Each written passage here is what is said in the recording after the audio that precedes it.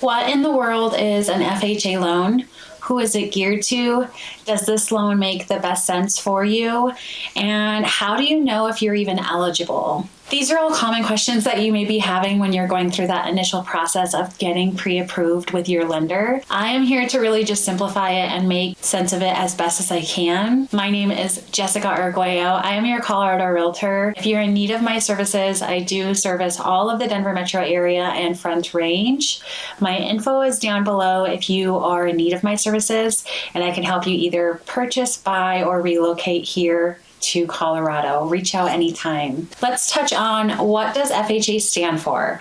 FHA stands for Federal Housing Administration. What makes you qualified for an FHA loan, and what are the requirements to obtain this loan?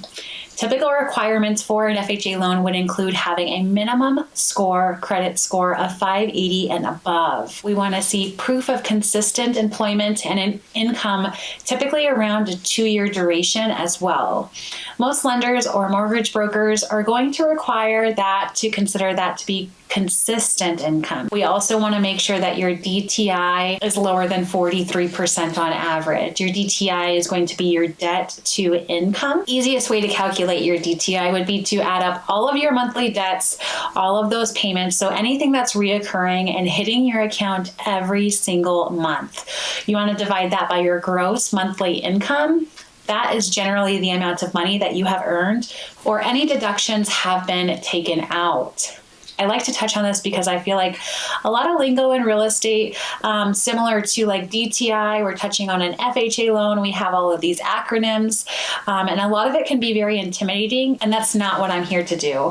I want to make it as simple and easy and understandable as possible. We can always get you set up with a lender to do all of this for you. This will just give us a gradual idea on what exactly and where you would stand price range wise. Something that you need to understand when we're going the FHA route is a typical down payment required for this loan is going to be right around 3.5%. This also must be the buyer's or the borrower's primary residence. So you cannot use an FHA loan or a government-backed loan, a VA loan, an FHA loan.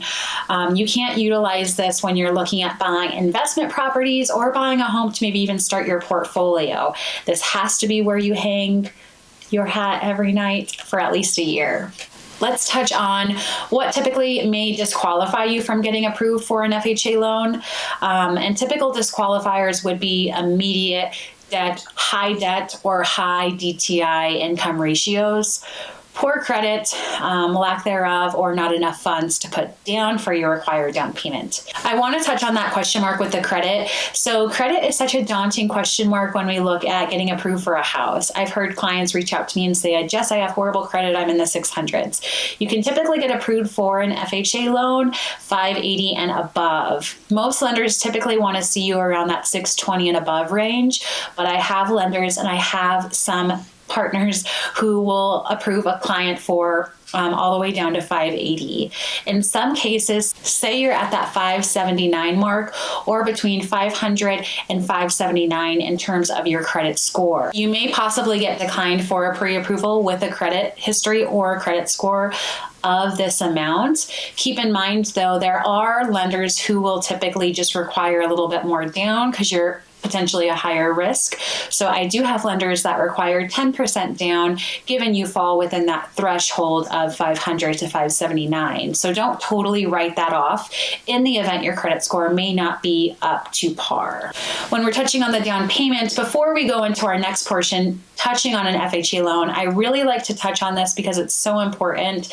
Depending on how much you do have down and your down payment altogether, if you're not able to come up with a 3.5%, that's just not something that you're able to do. We can always potentially look at avenues such as down payment assistance programs, grants, anything like that. I work with some of the best lenders in the state, and typically about 80% of my clientele is all first-time home buyers. So in the event you're not able to come up with that amount, it's just not something you're able to save, we can always go that route as well.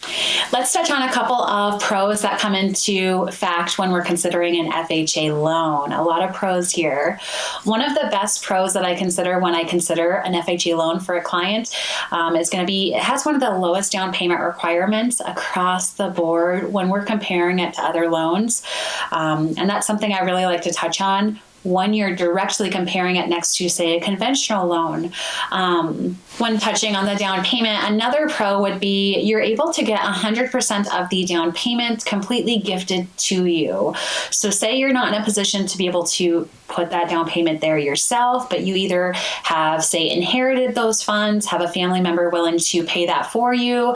That is something that we're able to do with an FHA loan. 100% of those funds can be gifted to you, as well as also paying for those closing costs, which is going to be just a huge perk when looking at utilizing an FHA loan. A common misconception that some may say when we're really thinking about utilizing the FHA loan is that the borrower, the buyer, may have some or had some history of credit problems in the past, including, say, bankruptcy, liens, past foreclosures.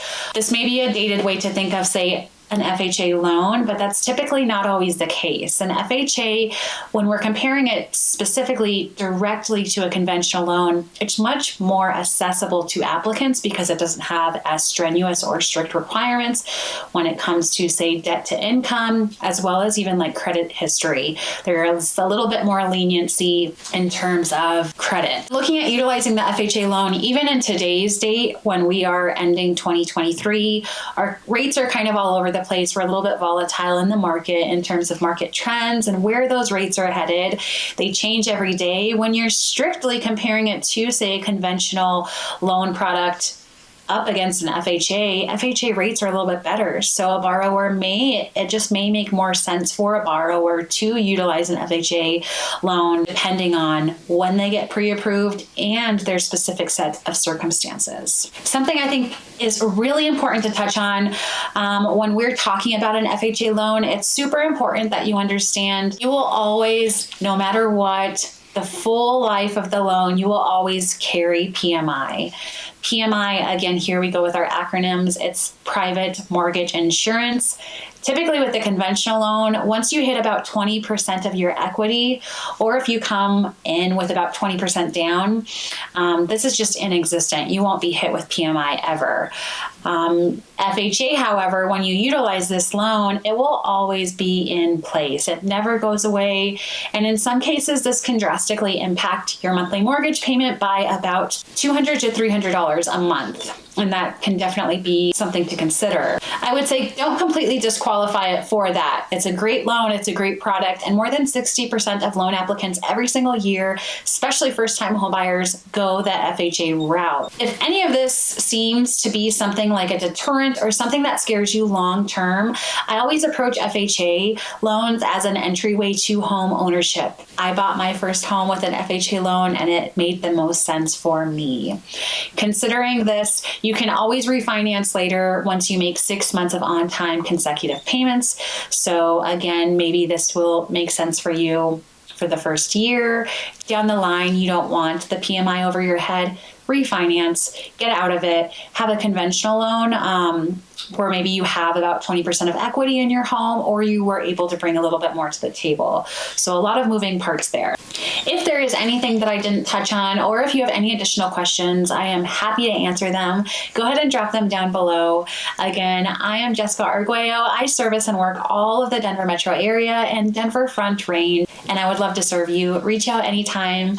I will catch you guys in the next one. Have a great one, guys. Bye.